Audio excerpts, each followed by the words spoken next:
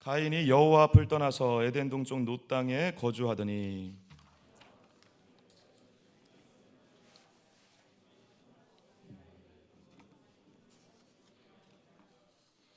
에녹이 이랏을 낳고 이랏은 무야엘을 낳고 무야엘은 무두사엘을 낳고 무두사엘은 라멕을 낳았더라.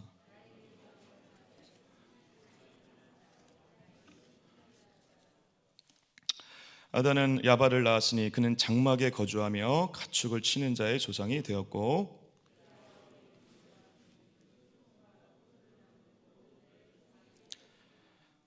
셀라는 두발가인을 낳았으니 그는 구리와 쇠로 여러 가지 기구를 만드는 자요 두발가인의 누이는 나아마였더라.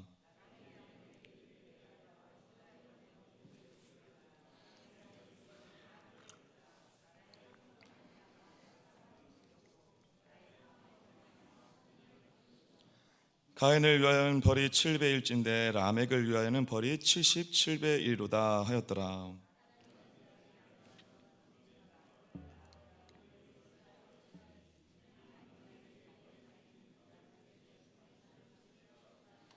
같이 읽겠습니다. 셋도 아들을 낳고 그의 이름을 에노스라 하였으며 그때 사람들이 비로소 여호와의 이름을 불렀더라. 아멘. 할렐루야. 오늘도 주님의 성전에 나오신 여러분 한 분 한 분에게 하나님의 놀라운 임재와 역사가 충만하여져서 또 한 주를 살아간 은혜를 경험하시는 복된 시간 되시기를 간절히 축복합니다. 오늘 창세기 4장 16절부터 26절 말씀을 가지고 에녹과 에노스라는 제목으로 하나님의 말씀을 나누고자 합니다. 사실 제목을 끝까지 고민하다가 이렇게 드리긴 했는데 마음에 들지 않습니다. 제목을 굳이 다시 붙여보자면 이렇게 다시 말씀드리고 싶어요. 자기 성을 쌓는 자 대 하나님이 성이 되는 자라는 이 제목이 더 이 오늘 말씀 본문에는 맞지 않나라는 생각이 듭니다. 오늘 이 본문 말씀을 통해서 또 우리에게 주신 하나님의 마음을 우리가 발견하고 또 우리 인생 가운데 필요한 것들을 또 회복하시고 치유하시는 하나님과 동행하시는 복된 여정이 되는 말씀이 되시기를 간절히 축복합니다. 우리 4장 말씀은 사실 제가 이 2달 전에 한번 나눈 적이 있는데요. 4장 전반부 가인의 이야기를 가지고 이 삶의 예배 부분에 대해서 우리가 함께 나눈 적이 있었습니다. 그때 제가 잠깐 언급해 드린 적이 있지만 여러분, 말씀을 읽을 때는 우리가 물론 오늘 이 말씀을 이렇게 대면하고 딱 만나지만 항상 그것을 염두하실 필요가 있습니다. 어떤 것이냐면 이 말씀을 처음 만났던 사람들의 마음으로 돌아가실 필요가 있습니다. 이 말씀을 처음 만났을 때 이 말씀이 물론 오늘도 역사하는 하나님의 진리이고 말씀인 줄 믿습니다. 근데 이 말씀이 나에게 더 의미 있게 들리기 위해서 우리가 가끔은 해야 될 작업이 뭐냐면 이 말씀이 그때 당시에 처음 쓰여졌을 때 처음 독자들이 분명히 있었을 것입니다. 그래서 그 처음 독자들이 이 말씀을 어떻게 받아들여질지 한번 상상을 해보시면서 읽으면 더욱더 이 말씀을 더 깊게 함께 나누고 많은 은혜를 누릴 수 있는 그런 통로와 도구가 될 수 있을 것이라 생각이 되어집니다. 이때 당시에 이 창세기를 누가 썼다라고 우리는 지금 알고 있죠? 모세가 썼다라고 알고 있죠. 누구한테 썼을까요? 이스라엘 백성들한테. 어떠한 이스라엘 백성? 출애굽하여 이제 가나안 땅에 들어가 영원한 하나님의 나라를 열망하면서 그 가나안 땅에서 하나님이 통치하시고 다스리시는 정말 어떠한 적과 꿀이 흐르는 부족함이 없는 풍성한 그 나라에서 살아갈 백성들에게, 이미 구원받은 백성들에게, 잘 들으십시오. 출애굽하여 이미 홍해의 기적을 가르고 하나님의 놀라운 구원의 역사를 이룬 백성들에게 모세가 얘기하는 것입니다. 하나님의 말씀을. 왜? 이 말씀 붙잡고 이미 구원받은 자답게 말씀 안에서 살아가라는 것입니다. 사랑하는 여러분, 말씀은 우리에게 주어진 이 말씀은 하나님의 마음에 담긴, 하나님의 마음이 담긴 선물인 줄 믿습니다. 우리 모두에게 이 말씀을 잘 지켜서 못 지키면 너 지옥 가고 너 천국 간다, 이런 지나친 이분법적으로 보시면 안 되고 이미 은혜로 주어진 하나님의 진리의 말씀인 줄 믿습니다.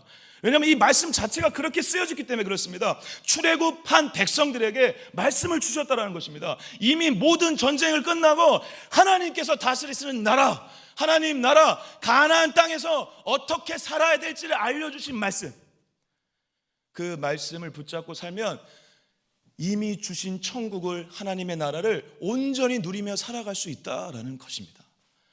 그러면 이 말씀을 처음 만났을 때 이스라엘 백성들이 이 창세기를 1장, 2장 이렇게 들었을 때 어떠한 마음이었까요?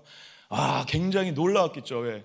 자신들을 향한 하나님의 역사와 구원의 역사가 지금 당장 눈에 보이는 어떤 일시적인 것인 줄 알았는데, 창세 전부터 하나님이 계획하셨고, 할렐루야, 창세 전부터 계획하신 대로 이 땅을 창조하시고 구원의 백성을 삼아 하나님의 놀라운 여정 가운데 우리가 왔구나 라는 그 시작을 1장과 2장을 통해서 경험했을 것입니다. 막 박수를 쳤을 거예요. 아담이 만들어진 걸 보면서 그게 우리의 조상이구나 라고 하면서 되게 좋아했을 거예요. 그런데 갑자기 3장에서 어떤 일이 벌어지죠? 아담과 하와가 뱀의 유혹에 넘어가 죄를 짓습니다. 죄를 짓고 이제 굉장히 긴장감과 공포스러운 일들이 벌어지기 시작하더니 아담과 하와가 에덴 동산에서 쫓겨나 하나님의 관계가 완전히 끊어지는 엄청난 충격의 장면을 경험한 이스라엘 백성의 마음을 한번 생각해 보십시오. 그리고 나서 4장을 시작하신 것입니다. 뭡니까? 에덴 동산에서 영원한 하나님과 함께 그것에서 누려야 될 생명을 죄로 인하여 경험하지 못한 사람들에게, 이제 하나님과의 관계가 끊어진 사람들에게 이 세상에서 에덴 동산 밖에서 어떻게 살아야 되는지에 대한 하나님의 가장 중요한 메시지가 담겨져 있다는 것입니다. 4장을 통해서 하나님은 니네들 봐라, 이스라엘 백성들 잘 봐라. 그래, 니네들이 지금 구원 받았지. 내가 너네들을 선택했어. 가나안 땅에서 살 거야. 내가 너네들 다 승리하게 할 거야. 근데 잘 봐라, 아담과 하와가 에덴 동산에 쫓겨난 다음에 무엇을 했는지 잘 봐라. 가인과 아벨의 이야기를 잘 봐라. 이 이야기를 통해서 너네들이 그곳에서 해야 될 첫 번째 것이 잘 나타나 있다라는 것입니다. 그리고 이스라엘 백성에게 그렇게 말씀하신 하나님의 음성은 고스란히 오늘 에덴 동산의 바깥에서 많은 죄악과 추악과 연약함을 짊어지고 이 땅에서 허덕이면서 사는 우리에게 똑같이 하나님은 요청하듯이 말씀하시는 것입니다. 가장 중요한 것이 이것이다 라는 것입니다. 가장 중요한 것이 4장에서 얘기하는 하나님의 마음이 뭔지를 보라는 것입니다. 하나님의 마음이 뭔지를 발견해야 이 땅에서 우리가 천국 백성으로 살아간다고 하면서, 하나님의 구원받은 백성으로 살아간다고 하면서 여전히 놓치고 있는 수많은 것들이 아니라 가장 중요한 것을 붙들고 살 수 있는 은혜가 있다라는 것입니다. 사랑하는 여러분, 이 4장은 결론적으로, 중간 결론적으로 말씀드리자면, 우리가 지난 시간에도 잠깐 나눴지만 예배적 삶을 살라는 것입니다. 하나님을 예배하는 삶을 살아야 된다라는 것을 강조하고 있다라는 것입니다. 가인의 제사는 받지 않으셨고 아벨의 제사는 받으셨습니다. 근데 가인과 그의 제사라고 하셨습니다. 아벨과 그의 제사라고 했습니다. 가인의 존재 자체가 받아들여지지 않은 것입니다. 그의 재물에 문제가 있는 것이 아니라 그의 마음의 중심에 뭔가 문제가 있었다라는 것입니다. 아벨은 그렇지 않았다라는 것입니다. 그 마음의 중심에 일주일의 삶 가운데, 하루의 삶 가운데, 오늘 주일의 예배를 드리는 마음의 중심 가운데 하나님이 원하시는 마음이 있었고 그걸 주님이 예배로 받으셨다는 것입니다. 그리고 그 예배적 삶을 성공한 아벨과 그 아벨과 가인의 비교를 통해 하나님은 우리에게 이 땅에서의 삶은 모든 것이 하나님을 향한 진정한 예배가 되고 있느냐 안 되고 있느냐를 도전하고 있다는 사실입니다. 사랑하는 여러분, 365로 24시간 예배자로 사시는 축복이 있기를 간절히 소망합니다. 우리의 심령 가운데 여전히 죄악이 들어올 수 있습니다. 오늘도 예배하기 싫을 수 있고, 또 예배가 끝난 이유가 내일이 새롭게 시작하면 주일 예배 한번 드렸으니 이쯤이면 됐지라고 생각할 수 있지만, 하지만 여러분, 예배는 단 한 번의 일회성으로 끝나는 것이 아니라 여전히 계속 다시 오실 주님을 기다리며 계속돼야 될 가장 중요한 하나님의 마음인 줄 믿습니다. 예배적 삶을 회복하는 것이 우리에게 주님이 요청하는 첫 번째라는 것이죠.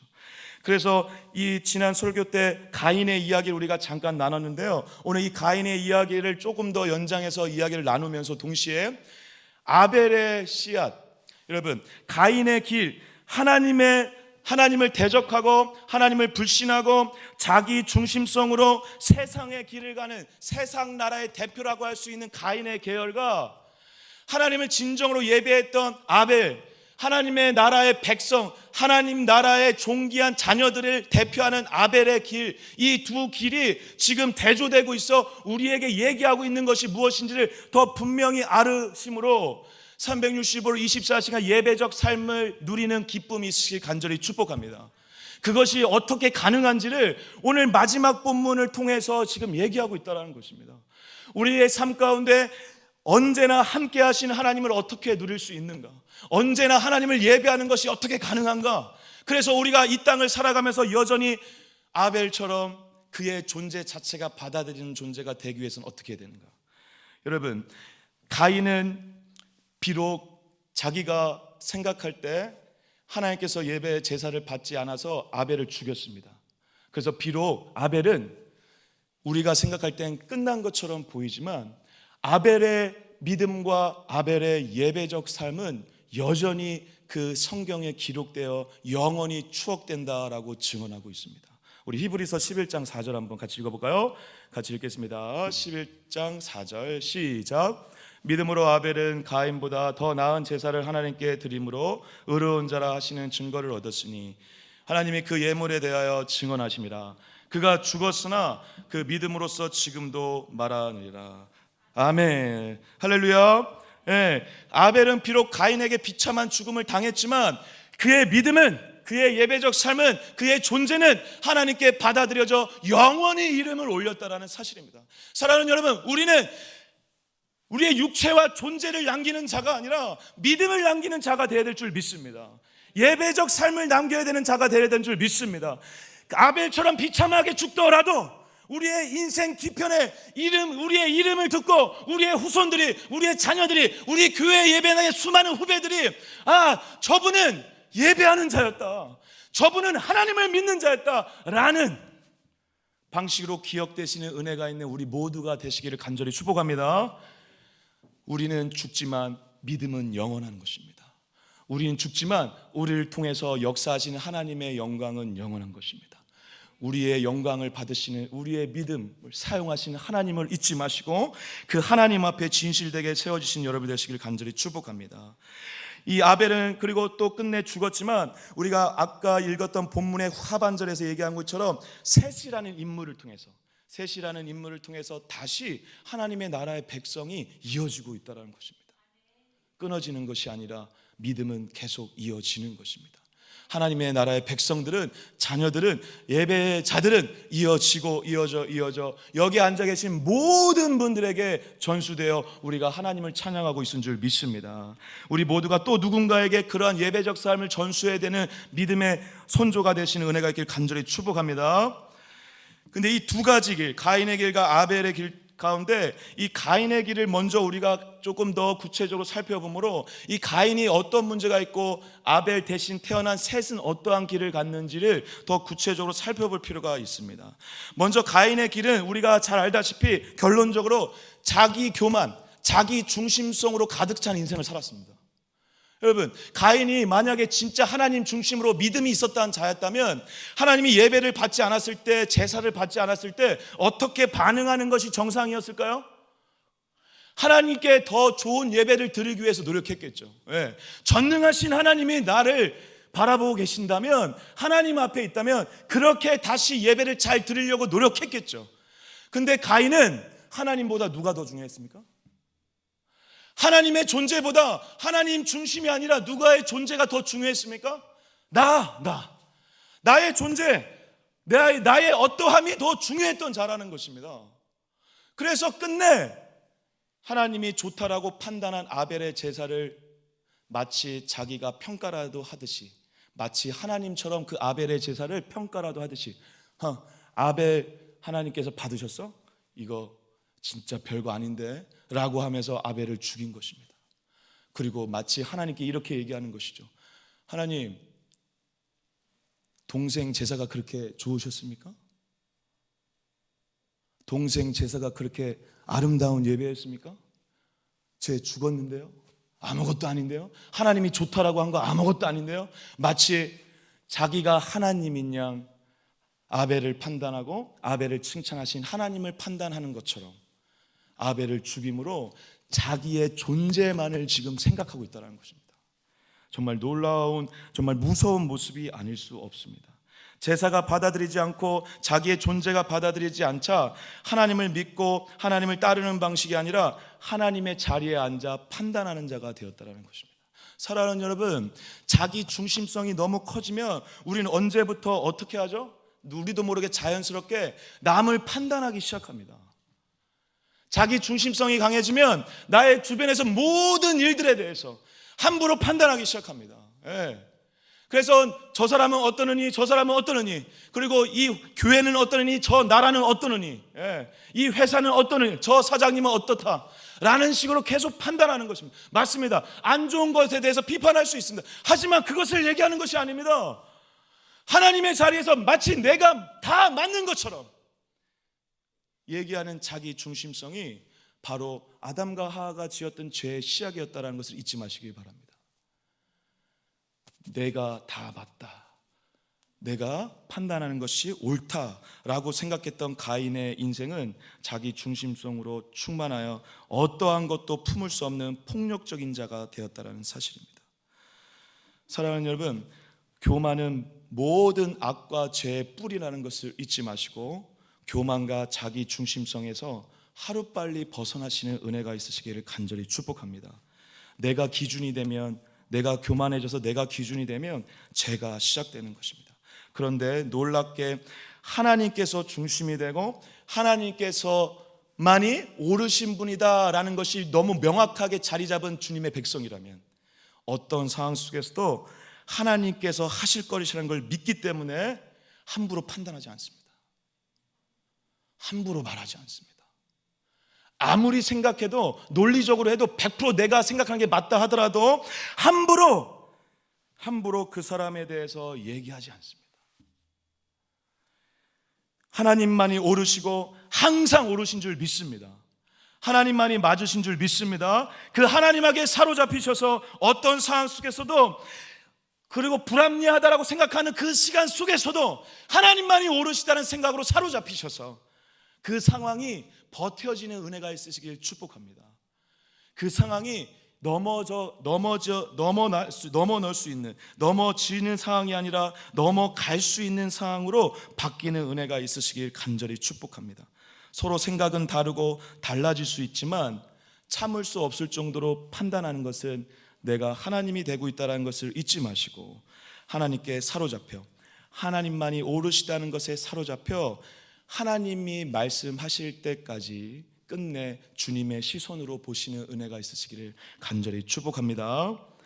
중요한 것은 여러분, 가인은 이렇게 자기 중심성으로 자기의 욕심을 따라 내 기준을 따라 살았는데 더 놀라운 사실은 그 가인에게 하나님께서 벌을 내리자 벌을 받은 거에 대해서 억울해하면서 하나님께 하소연을 해요. 하소연을 하면서 뭐라고 얘기하죠? 13절 제가 한번 말씀드리겠습니다. 읽어보겠습니다. 가인이 여호와께 아뢰되 내 죄 벌이 지기가 너무 무거우니이다. 여러분, 동생을 죽인 자가 여전히 동생의 죽음으로 벌받아서 정신을 차리는 방법이 아니라 내가 지금 앞으로 살 것만 걱정이 또 되는 것입니다. 내가 겪게 될 고통만이 지금 중요한 사실이라는 것입니다. 여전히 자기 중심성으로 교만으로 가득 찬 그는 하나님께 원망하고 불평하며 이 벌은 너무 무겁습니다. 제가 이 세상을 돌아다니면서 어떤 사람을 만나 만약에 나를 죽이면 어떡합니까? 라고 지금 하나님께 대들고 있는 것입니다. 그러자 하나님이 놀랍게 가인에게 15절을 통해서 어떤 표를 주십니다. 15절 제가 한번 읽어볼게요. 여호와께서 그에게 이르시되 그렇지 아니하다. 가인을 죽이는 자는 벌을 7배나 받으리라 하시고 가인에게 표를 주사 그를 만나는 모든 사람에게서 죽임을 면하게 하시리라. 사랑하는 여러분, 여기서 이 표가 뭔지 우리가 구체적으로 알 수는 없습니다. 그렇지만 확실히 한 가지 확실한 건 그때 당시에 가인에게 있는 이 표를 보면 하나님이 가인을 죽이지 못하게 했다라는, 그래서 죽이면 안 된다는 것을 알았을 것입니다. 함부로 죽이면 안 되는 것이죠. 이 증표입니다. 증표, 약속이죠. 약속. 절대 너를 함부로 죽일 수 없다. 특히 만약에 죽이면 어떻게 된다고 하죠? 그 죽인 사람을 7배나 갚아주겠다라는 것입니다. 여러분, 7이라는 숫자는 잘 알다시피 완전수입니다. 완전수로 갚아주겠다. 어떠한 상징적 의미가 있습니까? 만약에 가인 죽이면 7배나 갚아서 그 사람을 죽이겠다는 것입니다. 반대로 얘기하면 7배나 완전한 방법으로 가인을 보호해주겠다는 것입니다. 이렇게 말 안 듣고 자기 교만으로 가득하고 자기 중심성으로 가득하여 자기 멋대로 살겠다는 가인도 하나님이 죽이지 않겠다라는 것입니다. 보호해 주겠다는 것입니다. 약속하셨다는 것입니다. 그런데 그 약속을 들은 가인이 이제 오늘 본문부터 어떠한 행동을 하시는지 잘 보시기 바랍니다. 우리 16절은 같이 한번 읽어보겠습니다. 16절 같이 읽겠습니다. 시작. 가인이 아멘 아멘 7배나 완전한 수로 약속하셔서 보호하겠다는 하나님의 약속을 듣고도 떠나버렸어요. 자기만 하는 가인이기 때문에, 자기 중심성으로 가득한 가인. 그런데 여러분, 여호와 앞을 떠나서 어디로 갔다라고 하죠? 에덴 동쪽으로 갔다고 하죠. 여러분, 이 놋 땅이라는 것이 구체적으로 지금 어딘지, 에덴 동편이 어딘지 우리가 물론 대략적으로는 알 수 있지만 구체적으로 어딘지 우리가 알 수는 없습니다. 하지만 놀랍게 이 성경은 그 지역이 어딘지가 중요한 것이 아니라 놋이 무엇인지를 잘 보라는 것입니다. 여러분, 놋의 의미가 뭐냐면요, 정처 없음입니다. 우리 얘기로 하면 방랑, 방황. 예. 무슨 말이죠, 여러분? 하나님 앞을 떠났는데, 하나님 앞을 떠나서 어디 정착을 했는데 방황하고 있는 거예요. 이 지금 상황이 이해가 되십니까? 영적인 어떤 메시지가 있는 것이죠. 여호와 앞을 떠나서 어디 갔는데, 하나님 앞을 떠났는데, 그래서 내가 나를 보호하고 하나님을 신뢰하지 못해서 내 생각대로 살려고 하고, 이 엄청난 공포스러운 상황 속에서 나를 보호하기 위해서 떠났는데, 나를 보호하기 위해서 더 좋은 곳으로 간다고 생각해서 갔는데 그곳이 방황이에요. 아, 놀랍죠, 여러분. 예. 여러분, 하나님 앞을 떠나면 그곳이 오히려 더 비참한 현실이라는 것을 잊지 마시기 축복합니다. 하나님 앞에서 어쨌든 씨름하셔야 합니다. 하나님 앞에서 어쨌든 씨름하시고 하나님과 함께 결판을 내셔야 합니다. 하나님 앞을 떠나는 순간 그곳이 아무리 좋은 곳이라 하더라도, 그것이 돈이 많고 우리에게 행복을 주고 기쁨을 주는 곳이라 하더라도 하나님 앞을 떠나면 그것은 놋 땅에 불과하다는 것입니다. 사랑하는 여러분, 하나님 앞에서 하나님과 함께 하나님 앞에 있는 나를 바라보심으로 그 앞에서 놋 땅이 아닌 하나님 앞에 있는 평강을 누리는 자로 살아가시는 은혜가 있으시길 간절히 축복합니다.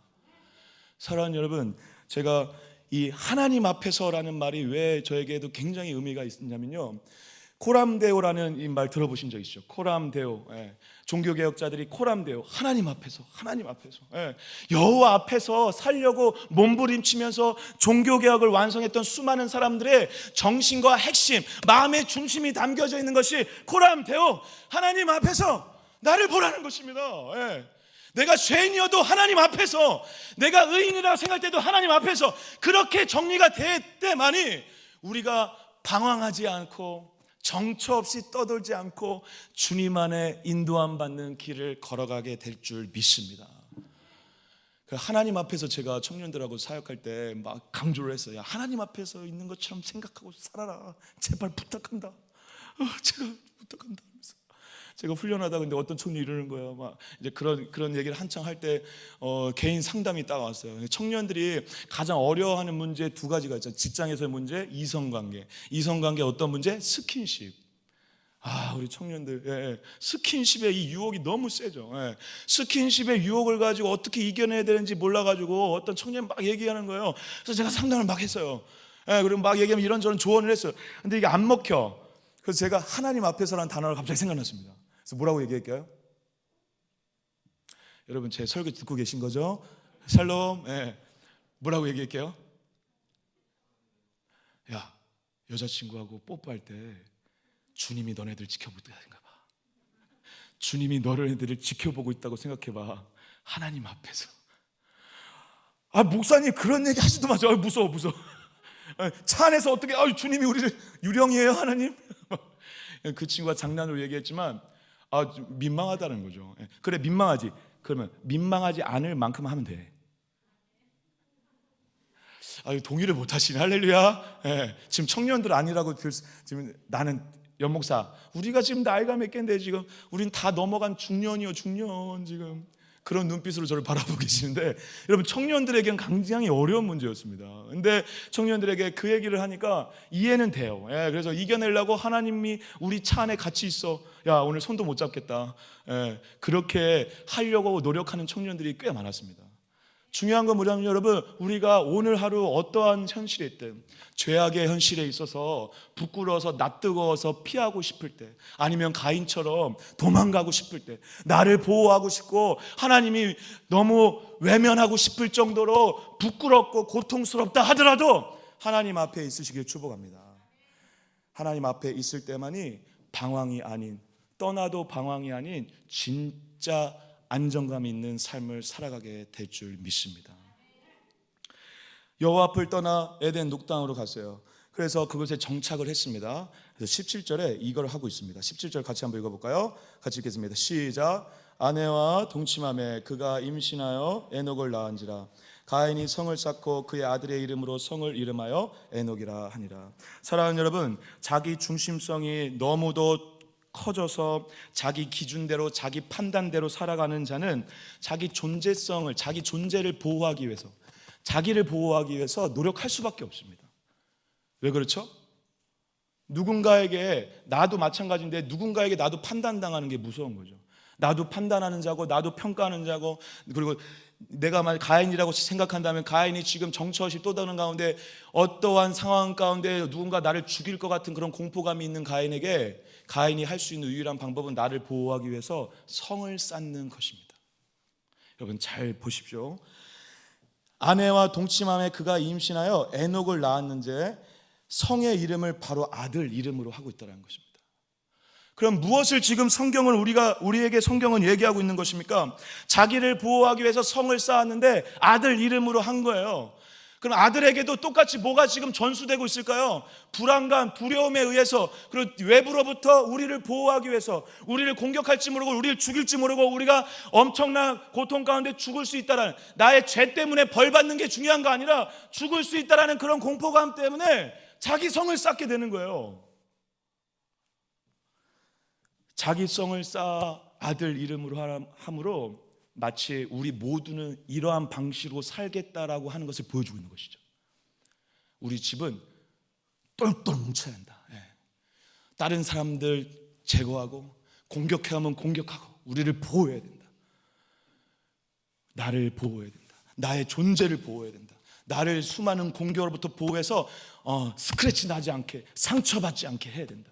사랑하는 여러분, 가인은 지금 우리가 눈에 보이는 성을 쌓았지만 우리 역시 수많은 성을 쌓고 있습니다. 그 증거가 뭐죠? 누군가는 우리에게 어떠한 말과 행동을 함으로 우리에게 상처를 줄 때 우리가 그 상처를 받지 않게 해서 우리가 마치 그 공격들을 거부하고 방어할 수 있는 것처럼 수많은 성을 쌓는 방법으로, 누군가는 권위로, 누군가는 돈으로, 누군가는 자신의 어떠한 좋은 성격으로 보호를 다하여 마치 내가 그 어떤 누군가에 의해서 보여질 때 좋은 사람으로 보여지거나 보호를 받기 위해서.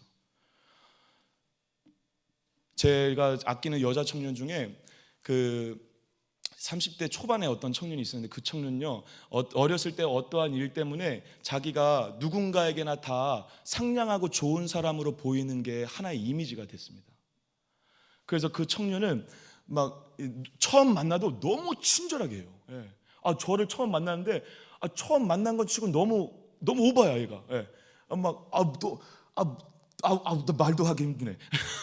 너무 오바야. 너무 막 목사님 그러면서 막 자기가 진짜 친절한 사람이라는 걸 알고 있는데도, 우리가 그 행동과 눈빛만 봐도 알고 있는데도 자기가 친절한 행동을 열심히 하고, 그리고 그렇게 행동하고 상냥함으로 마치 주변의 사람들이 나를 친절한 사람으로 보기를 바라는 마음으로, 혹은 자기는 친절한 사람으로 인정받아 마치 다른 사람들이 나를 부정적으로 얘기해서 내가 그러한 사람이 되고 싶지 않은 마음으로 친절을 너무 지나치게 베푸는 아이가 있었어요. 그런데 그 친구가 친절을 베풀다가, 열심히 베풀다가 어떤 한 청년한테는 이 주보를 나눠줘야 되는데 주보를 안 줬나 봐요. 근데 그 청년이 마침 새신자네. 자기한테 관심이 없는 것처럼 느껴진 거죠. 예, 완전 오해죠. 예, 예. 그래가지고 이 청년, 이 세신자가 약간 오해를 해가지고 그 여자 청년 직접 대고 얘기 못하고 어떤 청년 때문에 마음에 좀 어려웠다, 그 얘기를 했는데 그 얘기가 돌고 돌아 이제 그 여자 청년에게 들어간 것입니다. 그 여자 청년이 한 일주일, 2주일 있다가 저에게 찾아오더니 갑자기 막 우는 거예요. 왜 울까요? 지금 자기의 존재가 인정받고 지금 누군가에 의해서 공격당했다라고 생각한 그 자매의 마음 가운데는 이 세신자가 느낀 그러한 거부감이나 그런 게 중요한 게 아니라 자기가 친절하지 못한 사람이 된 거에 대한 억울함이 있는 거예요. 그거에 대한 답답함이 있는 거예요. 그거에 대한 상처가 또 생긴 거예요. 야, 되게 웃긴 것입니다. 자기가 친절을 베풀어 친절한 사람이 언제나 돼. 그래서 누군가 나를 볼 때 친절한 사람이야 라고만 얘기를 해야 거기에서 안정감을 느끼는 거예요. 이 청년의 성은 마치 친절과 상냥이라는 성을 쌓아 자기를 보호하고 있는 것이죠. 다른 것으로부터 공격당하기 싫은 거예요. 나를 미워해도 그래도 친절하게 대하는 거예요. 왜? 더 이상 나를 공격하지 않게 하기 위해서. 자기를 보호하는 방식이 지나친 친절이 되었고 그게 자기를 보호하는 방식의 어떤 우상이 되었다는 것입니다. 사역자들한테는 이상한 성이 하나 있습니다. 저 지금 요즘엔 안 그러는데 저 같은 경우는 월요일이라는 성이 있었어요. 월요일 날 전화하면 엄청 싫어했습니다. 월요일 날 전화하면 월요일 날 정말 하루 쉬고 싶은데 전화가 와. 누군가에게 전화가 오거나 성도님한테 전화가 오거나 교회에서 전화가 와. 그럼 막 안 받고 싶어요. 지금은 그렇지 않습니다. 지금은 오해하지 마십시오. 마음껏 전화하십시오. 옛날 처음에 사역할 때 엄청 열심히 사역하고 특히 수련회 끝나고 나면 금토일 막 밤에 기도회 하고 막 녹초가 되거든요. 그래서 주일 저녁에 뻗어요. 그 아침에 딱 이런 월요일에 너무 힘드니까 좀 쉬려고 하는데 청년들이 전화를 해요. 청년들이 전화를 해서 처음에는 막 중요한 거 물어봐요. 어떤 친구가 막 말씀에 대해서 물으려고 전화하더라고요. 근데 걔가 한 번, 두 번 물을 때는 제가 약간 참았어요. 근데 세 번째 전화할 때 저도 모르게 욕이 나와버렸습니다. 야, 이 새끼야. 이씨. 옛날 제 성질 나오게 했습니다. 저는 이 월요일을 건드는 거에 대해서 월요일만큼 나는 보호받고 싶은데 월요일만큼은 아무것도 안 하고 쉬고 싶은데 이 녀석이 이 XX가 저를 건드는 거예요. 그래가지고 제가 또 저도 모르게 욕을 했다는 건 뭡니까? 그래가지고 그 청년이 또 목사님 어떻게 저한테 새끼라고 하실 수 있어요? 그래가지고 미안하다, 야, 나도 모르게. 야, 그래서 다음 주에 주일날 만나가지고, 야, 미안하다, 존귀한 누구누구야, 난 널 사랑한다. 이미 그 아이의 마음속엔 상처가 남았고 되돌릴 수 없는 일이 될 뻔했는데 이제 너무 친한 청년이니까 나중에 이제 해소를 잘 했는데요. 누군가에게 이러한 다 자기가 보호받고 싶은 자기 존재성이라는 게 있다는 것입니다. 상처받지 않고, 그리고 누군가로부터 이것만큼은 건들지 않았으면 좋은 거, 이것만큼은 내가 간여받지 않고, 이것만큼은 건들지 않았으면 좋은 거, 그런 성과 자기 존재성이 있다는 것입니다.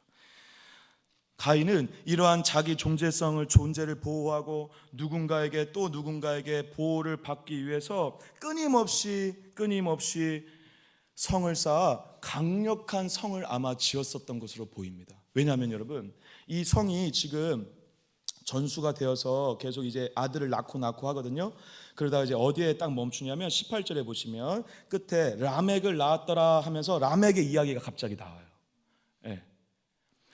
자, 근데 한 가지 이제 정리를 좀 해드릴게요. 이 라멕, 지금 가인의 계열에서 나온 세상 사람들의 대표라고 할 수 있는, 믿는 자들이 아닌 불신자의 대표라고 할 수 있는, 세상 나라의 대표라고 할 수 있는 가인 계열에서 나온 라멕이 아담의 7대손입니다. 7대손. 아시겠죠? 7은 어떠한 의미가 늘 있다라고 기억하셔야 되냐면 상징적으로 완전하다는 의미가 있다라는 것입니다. 가인의 계열에서 이 가인의 끝판이 라멕이라는 것입니다. 지금 라멕이 그래서 어떻게 바뀌었는지를 잘 보세요. 아내를 2명 뒀어요. 일단 19절 한번 제가 읽어볼게요. 라멕이 2 아내를 맞이하였으니 하나의 이름을 아다요, 하나의 이름을 뭐라고 했다? 실라라 했다. 사랑하는 여러분, 아내를 2명 둔 게 이렇게 생각할 수 있어요. 근데 여러분, 이때 당시에 성경에서 한 번도 일부 이처제를 얘기하지 않았는데 의도적으로 성경이 오늘 2명의 아내를 두었다라고 얘기하고 있다는 것입니다.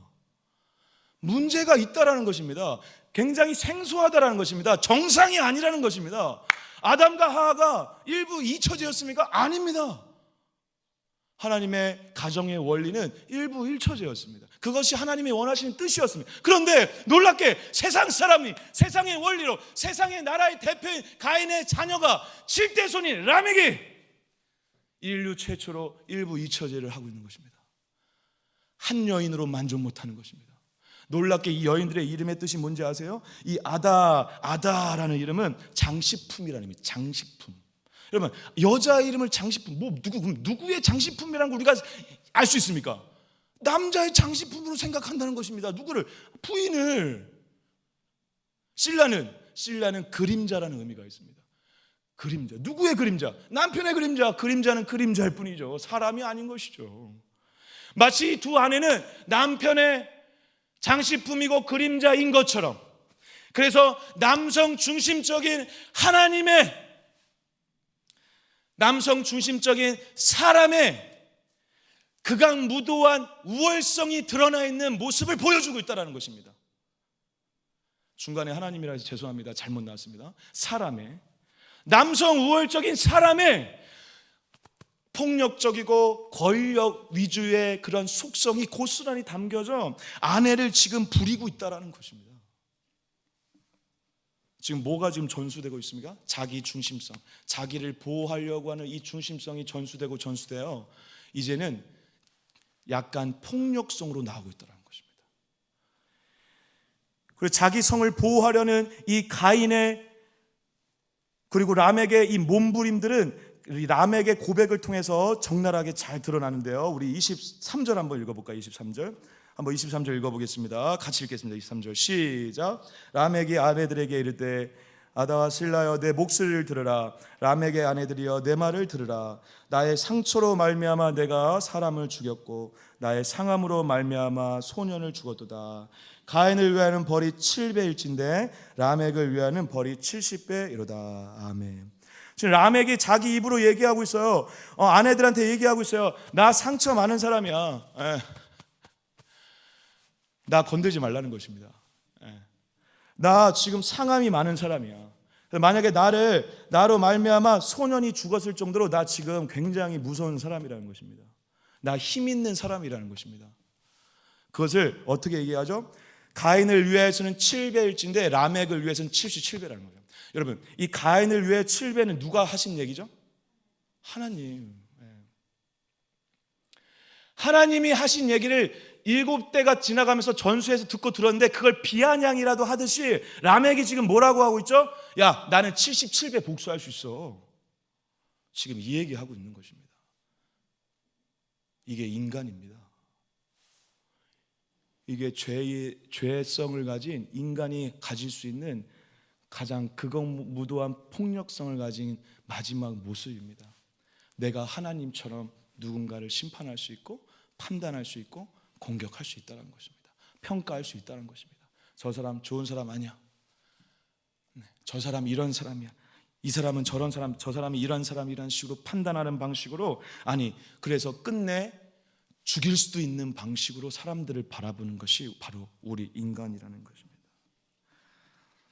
수많은 사람들과의 만남 가운데 라멕은 7대 손이 지나오면서 더 폭력적으로, 더 극악무도한 자기 중심성으로 자기 중심적인 문화를 팽배하게 펼쳐나가며 하나님을 능가하는 것처럼 자신의 존재를 인정하며 살고 있는데, 놀랍게 오늘 본문은 아니지만 일부러 제가 길게 본문을 뽑지 않아서 5장에 있는 말씀을 빼긴 했는데요. 제가 5장 한 구절 한번 읽어드리겠습니다. 5장 21절에 이렇게 써 있습니다. 22절에 에녹은 65세에 무두셀라를 낳았고 무두셀라 낳은 후 300년을 하나님과 동행하며 자녀를 낳았더라.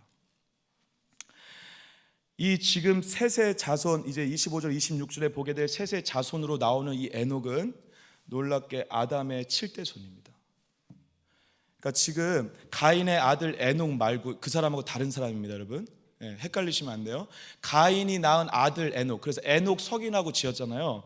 그 사람이 아니라 셋 계열을 통해 낳은 7대손, 하나님 나라의 백성을 대표하는 7대손에 누가 있죠? 에녹이 있다는 것입니다. 가인 계열의 7대손은 마치 자기가 이 땅의 주인인 것처럼 자기를 보호하는 힘을 키워 자기 성을 쌓아 자기 중심적으로 살아갔는데, 그래서 마치 이 세상의 주인은 나인 것처럼 아내들을 부리기도 하고, 세상을 부릴 수 있는 것처럼 77배나 내가 심판할 수 있다라고 힘을 키우고 자랑하고 있는데, 하나님 나라의 백성이라고 대표할 수 있는 셋의 자녀들 중에 7번째 자녀 에녹은 하나님과 동행했다는 것입니다. 마치 하나님과 동행함으로 내 성을 쌓아 내가 중심인 자가 아니라 하나님이 성이 되는 자로 살아가고 있다는 것입니다. 내 성을 쌓아 내 욕심으로 나를 보호하기 위해서, 내 힘으로 나를 보호하기 위해서 누군가를 공격하거나 나를 보호하기 위한 친절과 명예와 권위와 판단과 정죄를 감싸 안아서 나를 보호하려고 하는 자가 아니라, 내 성을 막 쌓아서 내 왕국을 만들려고 하고 내 판단을 만들려고 하고 내가 편한 대로 살려고 하는 자가 아니라 하나님이 성이 되는 자가 되어 하나님과 함께하는 자로 살아갔다라는 것입니다.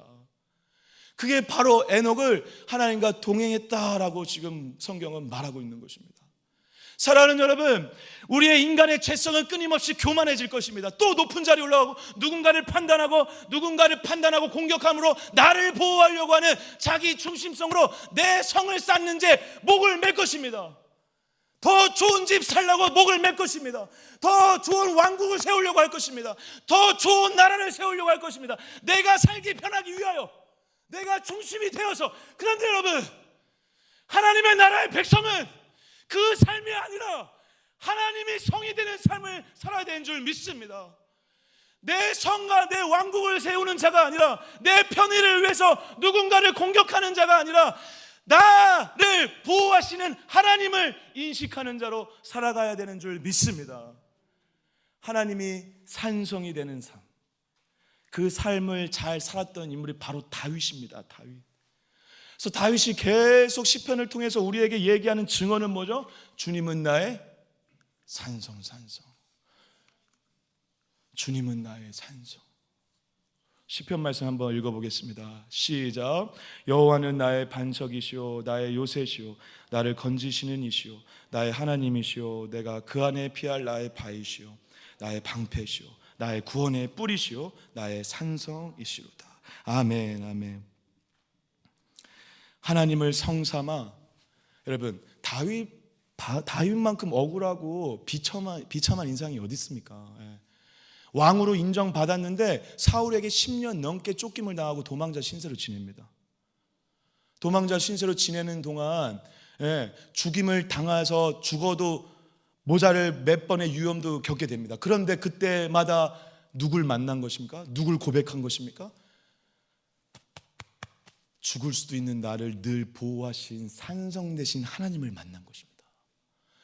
그 하나님이 나의 산성이 되는 인생을 온전히 온몸으로 경험한 다윗은 늘 입술의 고백으로 그렇게 말한 것입니다.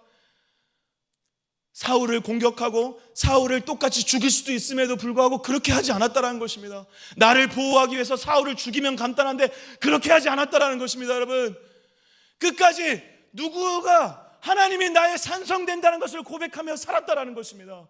이게 하나님의 나라의 백성, 하나님을 믿는 자, 하나님을 예배하는 자가 겪게 되는 길이라는 것입니다. 나를 보호하는 것이 나의 힘이 아니라 나의 산성 대신 하나님을 성으로 삼아 그 하나님을 고백하는 자, 그게 다윗의 길이었고 우리가 가야 될 예배자의 삶인 줄 믿습니다. 주님은 나의 산성, 주님은 나의 산성. 하나님 안에서 보호받고 안정감을 누린 다윗은 사울을 미워하지 않았습니다. 사울의 어떠한 것 때문에 자기가 평가된다고 생각하지 않았습니다.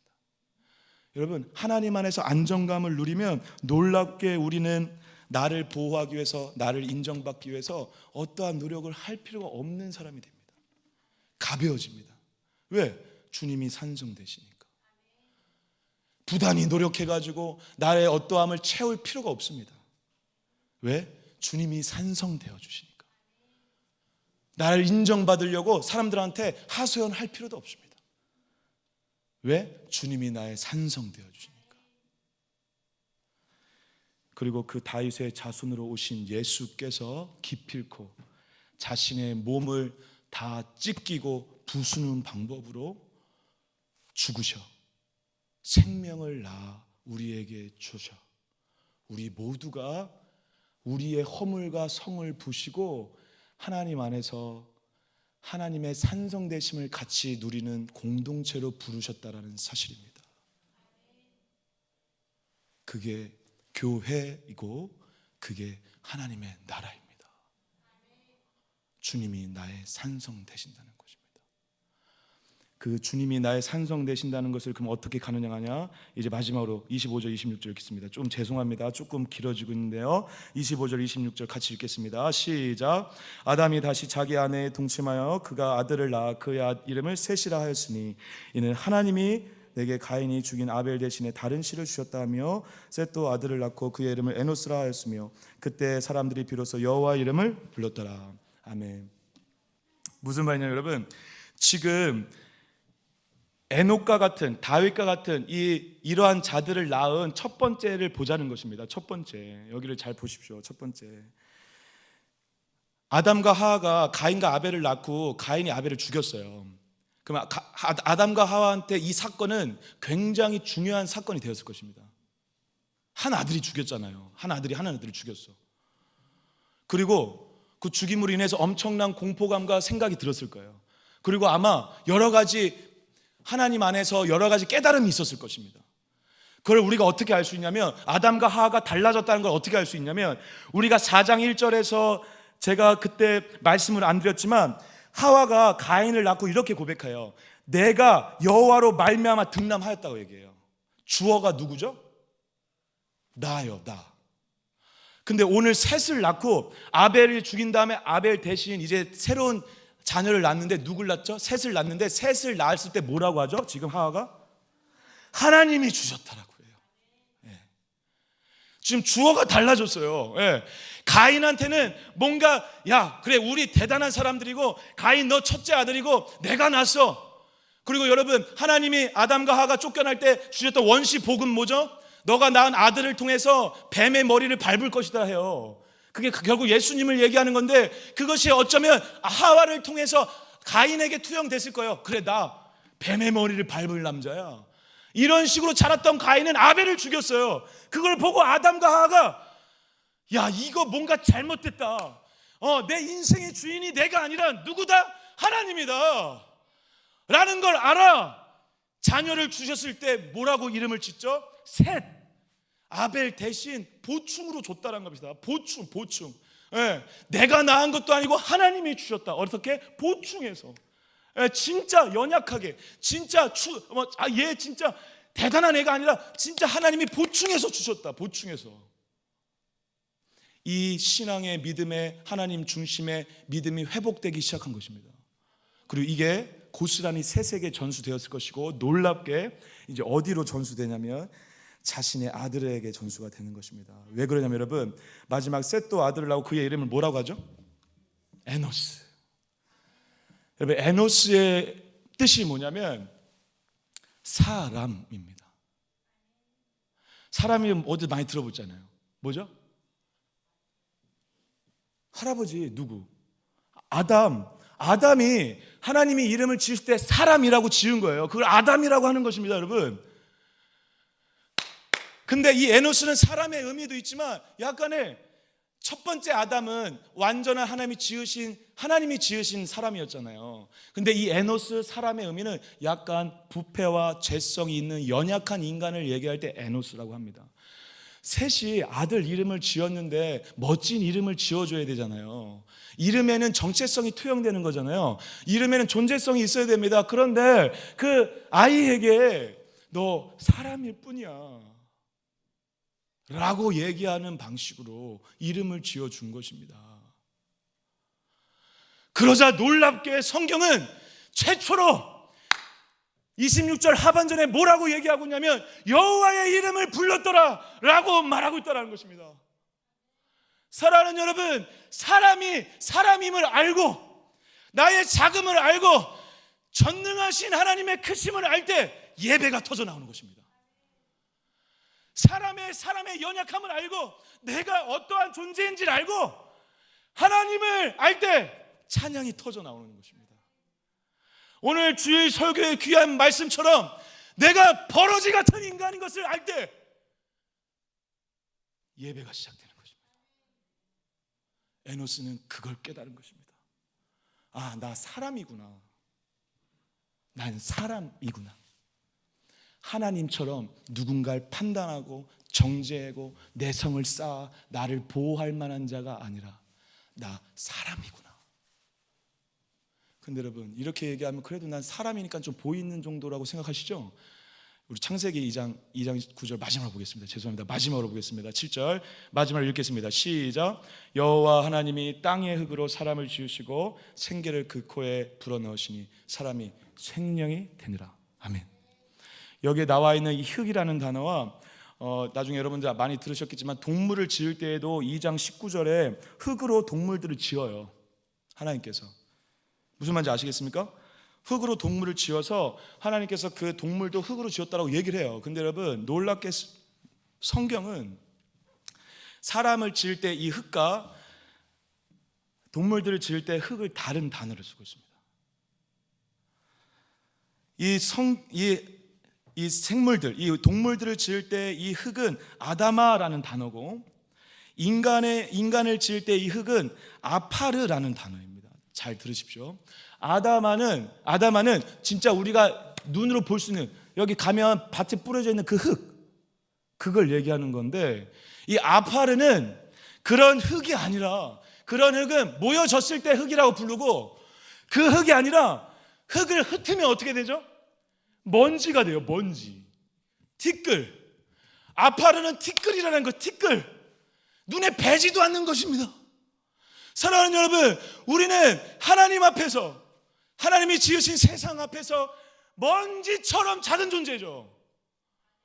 이걸 지금 성경이 잊지 말라는 것입니다. 여러분, 이걸 주님이, 우리 하나님이 흙으로 지었다, 흙으로 처음 지을 때 티끌처럼 먼지처럼 눈에 배지도 않는 그것을 보고 티끌이라 아파르라 했다라는 것입니다. 그 아파르로 지어진 우리를 인식할 때만이, 사람인 걸 인식할 때만이 여호와의 이름을 불렀다라고 얘기하고 있습니다. 사랑하는 여러분, 우리는 티끌에 불과한 존재라는 것을 잊지 마시길 축복합니다. 우리는 사람은 사람일 뿐이라는 것을 잊지 마시길 축복합니다. 이것이 인식이 안 되고 믿어지지 않으면 한 발짝도 예배의 자리로 나갈 수 없습니다. 한 발짝도 내 성을 쌓지 않고 하나님의 성을 쌓는 자리에 나갈 수 없습니다. 사랑하는 여러분, 우리는 아파르 티끌로 지어졌다라는 것을 잊지 않으므로 나의 초라하고 연약함과 그분의 크심 때문에 주님을 산성으로 삼으시는 은혜가 있으시길 간절히 축복합니다. 그리고 놀랍게 성경은 그 흙에 생기를 넣으셨다. 우리 아파르 맞는데, 여러분 잊지 마십시오. 먼지 맞는데, 티끌 맞는데, 연약한 거 맞는데 생기를 불어넣으셔서, 그리고 지금으로 얘기하자면 아무것도 아닌 나를 위해 예수의 생명을 주셨다는 것입니다. 아무것도 아닌데 그지 버렁덩이 같은 벌레 같은 인생인 거 맞는데, 눈에 배지도 않는 먼지 맞는데 전부를 가진, 예수의 생명을 가진 전부를 소유한 자라는 것입니다. 할렐루야. 아무것도 아닌 것과 전부를 가진 자라는 거, 먼지인데 생기를 불어넣어 만들어진 나라는 존재, 이 존재가 모든 것을 답할 수 있는 유일한 해답이라는 것입니다. 왜? 예수가 그것을 위해서 죽으셨기 때문에 그렇습니다. 예수가 죽으심으로 하나님이 만왕의 왕이신 그분이 티끌이 되시고 거기서도 비참하게 죽으심으로 우리에게 영원한 생명을 주셔 우리를 초대하신 이유는 연약하고 비참한 아파르이지만 그럼에도 불구하고 나는 전부를 가진 자라는 것을 잊지 말라는 것입니다. 그럴 때 우리가 자유할 수 있습니다. 누군가의 나에 대한 비판, 나에 대한 평가, 판단, 정죄, 그 모든 것을 들을 때 괜찮아, 상관없어. 나 원래 그런 존재야. 나 원래 먼지 같은 존재야. 아니면 그래도 나는 모든 걸 가진 존재야. 너가 나를 어떻게 보든지 난 상관없어. 세상이 나를 어떻게 보든지 나는 그것에 상처받지 않을 거야. 왜? 주님이 생명으로 나를 살리신 존재이기 때문에, 하나님의 무궁하신 사랑을 받는 자이기 때문에. 그래서 오늘을 사는 이유가 나의 어떠함이 아니라 주님 때문이니까. 그래서 난 괜찮아 라고 말할 수 있게 될 줄 믿습니다. 사랑하는 동강교회 성도 여러분, 우리는 티끌입니다. 눈에 보이지도 않는 티끌입니다. 하지만 잊지 마십시오. 티끌 같은 우리에게 우리 자신보다 어떠한 것도 사랑하지 않고 우리 자신을 위해, 오로지 우리 자신을 위해 생명을 다 바침으로 생명을 주신 영원한 하나님의 사랑을 받는 완전하고 전부를 받은 하나님의 백성이라는 사실을 잊지 않으심으로 여러분들이 있는 모든 삶의 터전에서 내성을 쌓는 자가 아니라 하나님이 산성되어 주시는 은혜를 경험하시기를 간절히 축복합니다. 기도하시겠습니다. 사랑의 주님, 오늘 주님 앞에 겸손히 정직하게 서길 소망합니다. 하나님 앞에 떠나지 않고 하나님 앞에서 내가 아파르에 불과하다는 존재라는 것을 잊지 않게 하여 주시옵소서. 그리고 그 먼지와 같은 우리의 초라한 현실 가운데에도 생기를 넣어주시고 예수의 생명을 주셔서 전부를 가진 자로 살게 하시니 감사합니다. 이 두 가지 사실을 꽉 붙잡고 어떤 상황 속에서도 교만하지 않으면서도, 어떤 상황 속에서도 밀리지 않으면서도, 어떤 상황 속에서도 상처받지 않으면서도, 어떤 상황 속에서 담대하게 하나님의 백성답게 살아가는 우리 모두 되게 하여 주시옵소서. 주님이 산성되는 삶을 살게 하여 주시옵소서. 아파르이면서도 예수의 생명을 품은 자로 오늘 하루도 살아가는 우리 모두를 통해 주님만 영광 받으시기를 간절히 소망하오며 예수 그리스도의 이름으로 간절히 기도드립니다. 아멘.